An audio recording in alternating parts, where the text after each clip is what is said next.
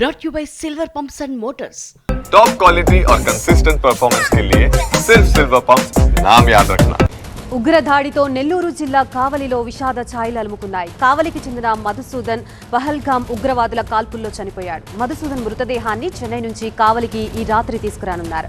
Point blank లో మధుసూదన్ ని కాల్చారని అంటున్నారు కుటుంబ సభ్యులు. తన్ని చంపొద్దని వేడుకున్నా వినలేదని చెప్తున్నారు. నెల్లూరు జిల్లా కావలిలో పుట్టిన మధుసూదన్ వృత్తిరీత్యా బెంగళూరులో స్థిరపడ్డాడు. అలాగే కర్ణాటక రాష్ట్రం శివమొగ్గకు చెందిన మంజునాథరావు మృతదేహం కూడా ఇవాళే ఆయన ఇంటికి. ప్రస్తుతం ఇదే అంశానికి సంబంధించి మనకి పూర్తి డీటెయిల్స్ అందించడానికి మా స్పెషల్ కరెస్పాండెంట్ మురళి సిద్ధంగా ఉన్నారు. మురళి,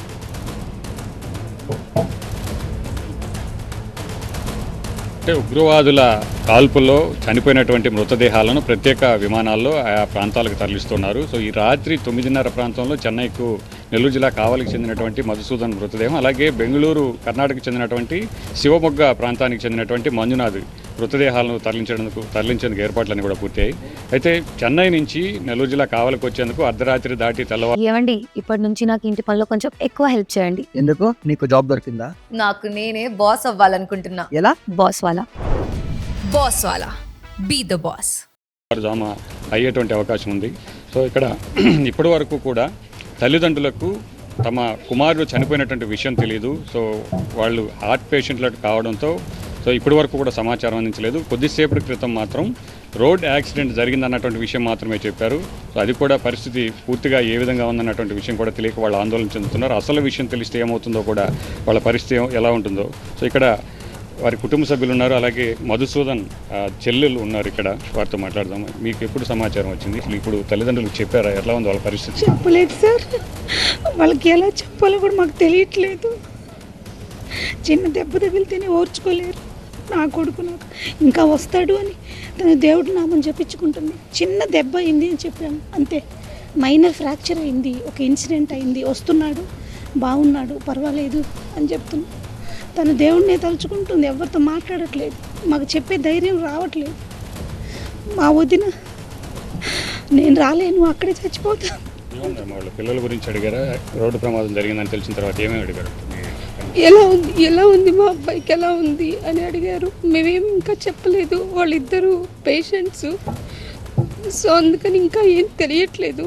వాళ్ళకి ఎలా చెప్పాలో, మాకు ఎలా కన్విన్స్ చేయాలో అర్థం కావడం లేదు. ఒక చిన్న లెగ్ మైనర్ ఫ్రాక్చర్ అని చెప్పాము, అంతే. వాళ్ళు దానికే చాలా తల్లడిల్లిపోతున్నారు. ఎలా చెప్పాలనేది మాకేం అర్థం కావట్లేదు. మా వదిన నేను రాలేను పిల్లల్ని తీసుకొని, నేను ఎలా బతకాలి, నేను అక్కడే చచ్చిపోతాను అంటుందండి. ఏం చేస్తారు? వీళ్ళని ఎలా చేయాలి, వాళ్ళని ఎలా చేయాలి, నేను ఎలా బతకాలి పిల్లల్ని పెట్టుకొని? ఇప్పుడు